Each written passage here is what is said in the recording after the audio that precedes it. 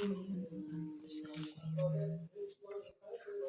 yung shawarma, samosa. Itong rice. Kung naubos yung sa akin. Ito. Ayan. Chocolate dito kasi.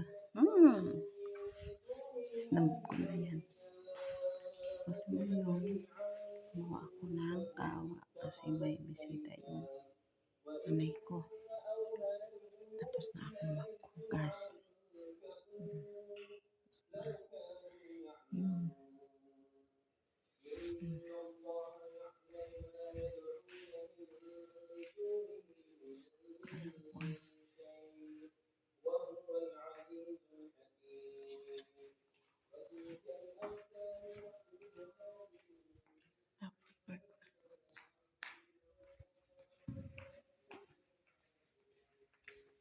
Dito sila kaya na-prepare ko na dyan. Yan. Prepare ko na yan. Yan. Sila mo.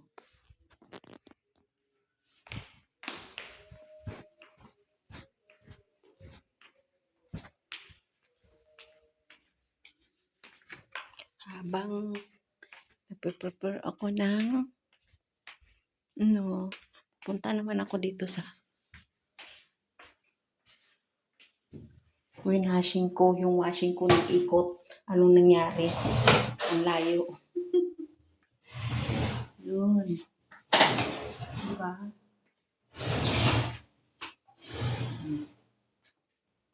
Ba't ganyan kadumi yung ng nanay ko? Anong nangyari?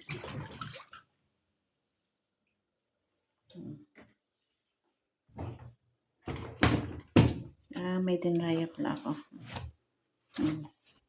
Nagwa-washing ako. And then, habang nagwa-washing ako, magsasampay sa damit ng isa kong alaga.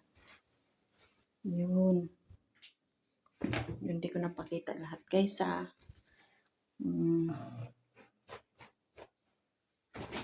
Dami ko pang labahan, guys.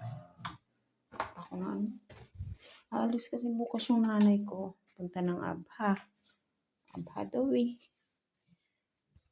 Dito ka na lang. Wala kita earrings. Sasampay ako.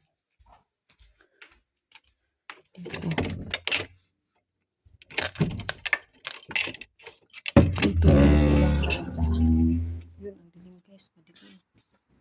Madilim. Sa hirap natin ang ilaw.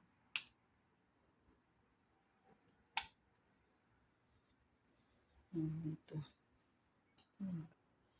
Dito kasi guys, sa ibang bansa, dapat yung kilos mo is bilisan. Kasi hindi lang focus isang trabaho. Dapat focus ka sa trabaho. Kasi hindi ka pa tapos, tatawag. Ano naman, utusan. Kaya dapat nakapokus ka. Hindi lang sa isang trabaho. Hindi ka tulad sa Pinas na isang trabaho. Tapos dito, hindi ka pa tapos,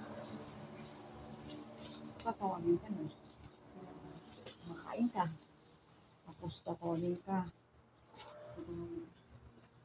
Ayun ka na sa tawagin ka, sabi na, mag-ano ka, plancha ka muna. Pamiabaya pang labahan, kalat-kalat guys, pasensya na. Ito pa. Ba't ito natapos kagabi guys eh.